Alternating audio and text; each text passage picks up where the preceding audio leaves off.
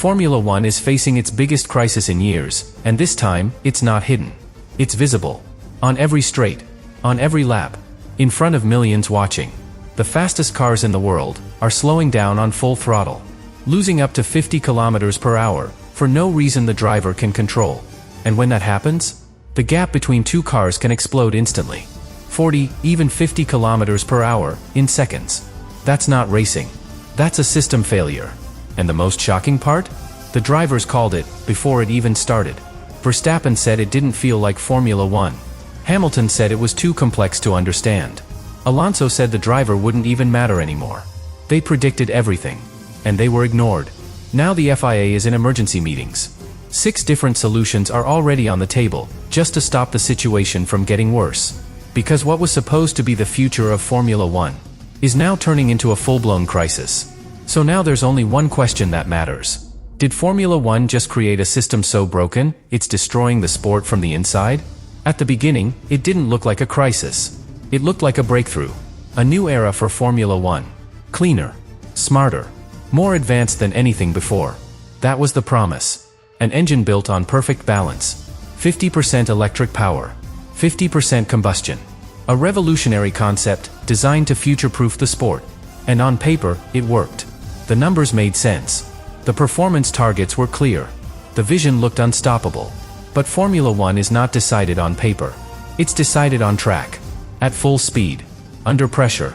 With drivers pushing everything to the absolute limit. And that's exactly where everything started to fall apart. Because while the electric power increased massively, the battery didn't. It stayed exactly the same. Same capacity. Same limits. But now, under 3 times the demand. That single decision created the biggest flaw in the entire system. Because it means the car cannot sustain full performance. At maximum deployment, the battery drains in seconds. 8 to 10 seconds, and it's gone. Completely empty. And when that happens, the car changes instantly. Not gradually. Not predictably. Instantly. The system switches from delivering power to recovering energy. Even if the driver is still flat on the throttle. That moment is where Formula One breaks. Because from that point on, the driver is no longer fully in control. The system takes over. And that creates something the sport has never seen before.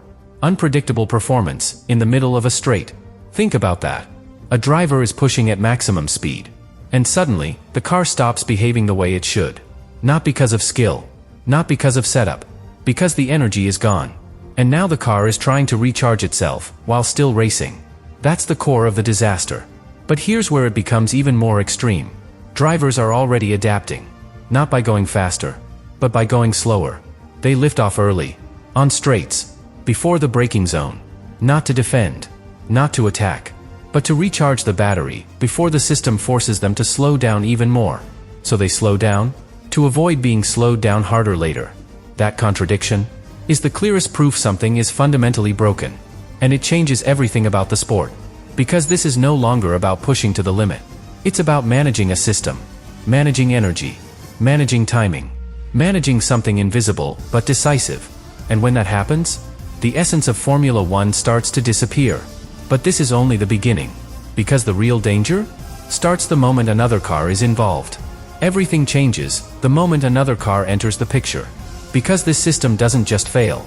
It creates chaos between drivers. One car exits a corner with a full battery. Another exits with almost nothing left. Same track. Same lap. Completely different performance. At first, it looks normal. Both cars accelerate. Both drivers commit. But then, everything breaks. One car keeps pulling. The other suddenly stops gaining speed. Not gradually. Instantly. That's super clipping. And in that exact moment, the gap between them doesn't just grow. It explodes.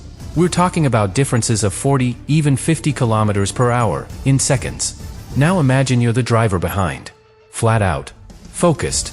Everything feels under control. Until suddenly, it isn't. The car in front is slower than expected. Much slower. And there is no warning.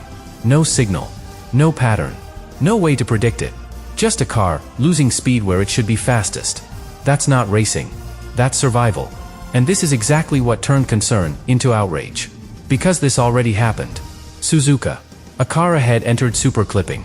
Lost around 30 to 40 kilometers per hour, almost instantly. Another car arrived at full speed. The closing gap was massive. There was almost no time to react. The driver behind had to swerve, avoid contact. By meters. Just meters. And that moment changed everything. Because now, this isn't theory. This is reality. This is the danger the drivers warned about from the beginning. Not just performance. Safety.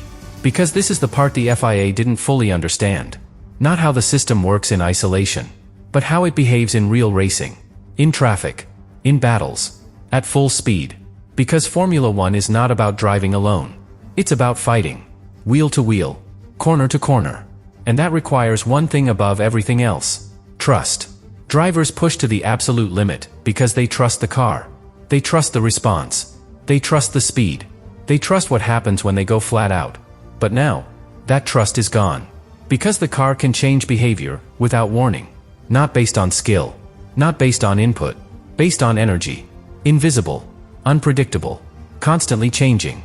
And when that trust disappears, everything becomes dangerous. Drivers hesitate. Or worse, they commit and the car does something unexpected. That's when mistakes happen. That's when accidents happen. And that's when the sport crosses a line it was never supposed to cross. But here's what makes this even more explosive. This wasn't hidden. This wasn't impossible to predict. The drivers saw it coming. They warned about it before the season even started. They described exactly this scenario. And still, nothing changed. Which is why the reaction now is different. This isn't normal frustration. This is anger. Because the drivers are not just dealing with a flawed system. They are dealing with a system that they were forced to race after warning it was dangerous. And now there's a question no one inside Formula One can ignore anymore. If the drivers don't trust the cars, how long before the entire sport starts losing control? The FIA had no choice. Not anymore. Not after the data. Not after the near accident. Not after every top driver said the exact same thing. So everything changed. Fast. Emergency meetings were called in Paris. Teams were brought in. Engine manufacturers were forced to respond. And for the first time, the FIA stopped defending the rules and started trying to fix them. That shift is everything. Because Formula One doesn't react like that unless something is already out of control. Now there are 6 different solutions being discussed behind closed doors. 6 different ways to try and save the sport. But here's the problem. None of them fix the core issue. Every single one is a compromise. One of the most urgent fixes targets something very specific. Why drivers are lifting off on the straight. Right now, lifting off allows the car to recover more energy than staying flat on the throttle. Which means drivers are being rewarded for going slower. So the solution seems simple. Make energy recovery equal, whether the driver lifts or not. Remove the advantage. Remove the behavior. Make the straights feel natural again. But even that doesn't solve everything. Because super clipping still exists. It just becomes less aggressive. Another solution goes deeper. Reduce the electric power when the battery gets too low. Stretch the energy. Avoid the sudden drop in speed. Make everything more predictable. But again, there's a cost. Less power. Less acceleration. Less of that raw intensity that defines Formula One. And suddenly, the entire debate changes. Because now the question isn't how to make the cars faster. It's how to make them safer. And that shift changes everything. Because once safety becomes the priority, it means performance has already failed. And that's why the FIA is in serious trouble. Not just because something is broken, but because fixing it changes what Formula One is supposed to be. Make it safer, and it becomes slower. Keep it fast, and it stays unpredictable. There is no perfect solution, only trade-offs. And here's the hardest truth of all. This cannot be fully fixed this season. Because the real problem is built into the design itself. The batteries are too small. The power demand is too high. That balance is locked. And you cannot rebuild that in the middle of a championship. So what happens now? The season continues. With patches. With temporary fixes. With small adjustments trying to control a massive flaw. Which means every race from this point forward is not just competition. It's an experiment. Drivers adapting. Teams reacting. The FIA trying to stay ahead of something that might already be ahead of them. And that leads to the question no one inside Formula One wants to answer. Is the FIA still controlling the sport? Or is the sport now reacting to a mistake that was too big to fix from the start? And this is where the crisis becomes impossible to ignore. Because now, it's no longer just about performance. It's about the identity of Formula One itself. Behind the scenes, something has already shifted. Quietly, but completely. This is no longer about fixing the rules. It's about fixing what the sport has become. Teams are no longer asking how to go faster. They're asking how to bring Formula One back. Because something fundamental has been lost. Drivers are no longer pushing the limit. They are managing it. Managing energy. Managing systems. Managing something invisible that decides everything.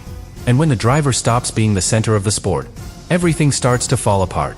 Because Formula One has always been built on one idea. The best drivers in the world, controlling the fastest machines on the planet. But now, that control is slipping away. Drivers are lifting on straights. Cars are losing speed without warning. Performance changes even within the same lap. And fans can see it. They may not understand the system, but they feel it. Something doesn't look right.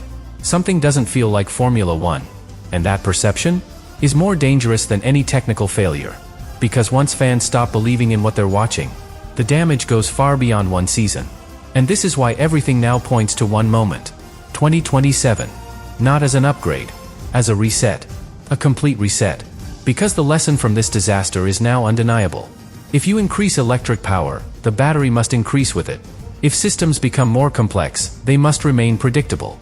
And most importantly, the driver must always be in control. Because the moment the system overrides the driver, Formula One stops being Formula One. But here's the final truth. Even if everything is fixed, even if the cars become predictable again, even if the drivers regain full control, there is one question that will not disappear. How did this happen? Because this wasn't hidden. The data was there. The warnings were clear. The drivers said it from the very beginning. And still, nothing changed. Which means the real problem is not just the regulation. It's the process behind it. The decisions that allowed it. The system that approved it, without fully understanding the consequences. And if that doesn't change, then this won't be the last crisis. It will be the first of many. Because Formula One is now at a crossroads. One path leads deeper into complexity. More systems. Less control for the driver. The other path brings the sport back to its core. Speed. Precision. Human instinct at the absolute limit.